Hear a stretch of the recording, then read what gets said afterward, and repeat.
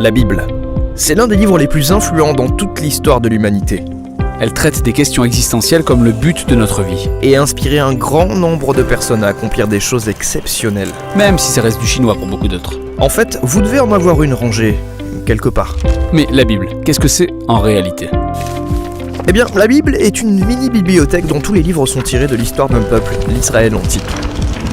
Ce peuple était d'une certaine manière semblable aux autres civilisations de son époque, mais parmi eux figurait une longue lignée de prophètes qui percevaient l'histoire d'Israël comme étant tout sauf ordinaire. Ils voyaient jouer le rôle de pièce maîtresse dans le plan de Dieu pour toute l'humanité. Et ces prophètes étaient tous dotés d'un génie littéraire. Non, c'est vrai ? Oui, ils ont brillamment formulé de magnifiques tournures en hébreu dans la rédaction des différentes épopées et en usant d'un style poétique très élaboré. Ces virtuoses de la métaphore et de la narration ont mis leur savoir à profit pour traiter des questions existentielles les plus complexes, notamment sur la vie, la mort et les luttes intérieures de l'homme. Donc ce livre a été rédigé par plusieurs différents auteurs. Oui, et ces textes ont été écrits pendant une période s'étalant sur plus de 1000 ans, qui débute aux origines d'Israël, en Égypte. Et ça a continué à la création de leur royaume avec leur premier temple, mais ce royaume a ensuite été conquis par les Babyloniens, qui ont déporté leur peuple en exil. Puis, à un certain moment de leur histoire, plusieurs Israélites sont rentrés dans leur pays. Ils ont bâti un second temple, ils ont fait en sorte de se reconstruire une identité, et c'est à ce moment-là que les écritures juives ont commencé à être assemblées pour prendre la forme que nous leur connaissons aujourd'hui. Ok, c'est la Bible juive. Que contient-elle ? Eh bien, en hébreu, on la désigne par un acronyme Tanakh. On a le T de Torah, qu'on appelle aussi la loi. Ces 5 livres constituent les textes fondateurs de l'histoire d'Israël. Le N de Nevi'im, qui veut dire prophète en hébreu. Cette section est une compilation de livres historiques relatant les récits d'Israël du point de vue des prophètes. Il y a également les livres poétiques, rédigés par les prophètes eux-mêmes. Et on a le K de Ketuvim, qui veut dire écrit en hébreu. C'est une collection variée comprenant des livres poétiques, des livres de sagesse et bien d'autres récits. Pour le peuple juif, toutes ces œuvres littéraires sont des moyens par lesquels Dieu parle à son peuple. Mais d'autres textes juifs ont bien été rédigés au cours de cette période du Second Temple. Oui, un ensemble de textes divers et variés. Et ces derniers étaient tout aussi importants au sein des communautés juives. Cela dit, l'intégration de ces derniers textes aux Écritures a fait l'objet de nombreux débats depuis l'Antiquité. Ça fait quand même un paquet d'écrits différents et rédigés sur une très longue période. Alors comment les avoir assemblés de la sorte ? Une fois mis ensemble, ces textes racontent la même épopée montrant comment Dieu œuvre à travers ce peuple pour remplacer le chaos de notre monde par l'ordre et la beauté. Et tout ceci contribue à susciter l'espoir de la venue d'un nouveau leader qui renouvellera toute la création. Mais le Tanakh s'achève sans que ce leader n'arrive. Donc c'est une œuvre brillamment rédigée, mais qui finit en queue de poisson ? En effet.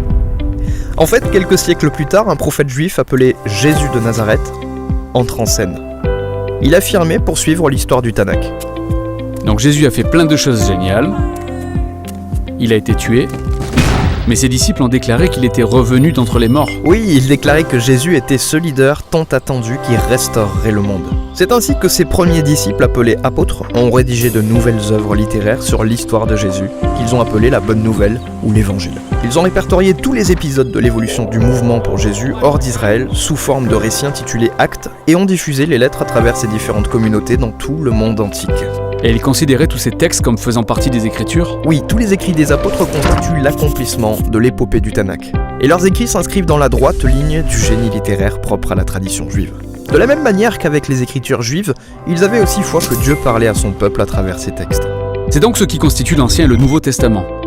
Mais que pensaient les premiers chrétiens des autres écrits datant de l'époque du Second Temple ? Eh bien, il y avait plusieurs avis divergents selon les groupes, mais on sait que ces livres étaient lus et suffisamment importants pour être intégrés aux écritures juives, puis transmis aux générations suivantes. On se retrouve donc avec le Tanakh, les écritures juives, ces autres œuvres datant de l'époque du Second Temple, et les écrits des apôtres sur Jésus. Ça fait un sacré paquet d'écrits au final. Alors, que contient ma Bible ? Le christianisme a beaucoup muté en 2000 ans, et dès le départ, tous les chrétiens se sont accordés sur le fait que le Tanakh et le Nouveau Testament constituaient les Écritures. Et pendant des siècles, une grande partie des textes du Second Temple étaient lus dans le cadre de la tradition biblique.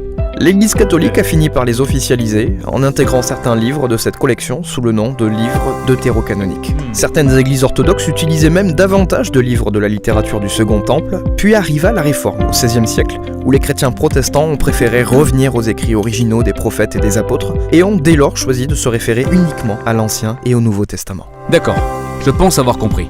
Mais comment se fait-il qu'une collection de livres rédigés par différents auteurs, sur une période de plus de 1000 ans, puissent tous raconter la seule et même histoire ? Eh bien, c'est la question à laquelle répondra notre prochaine vidéo.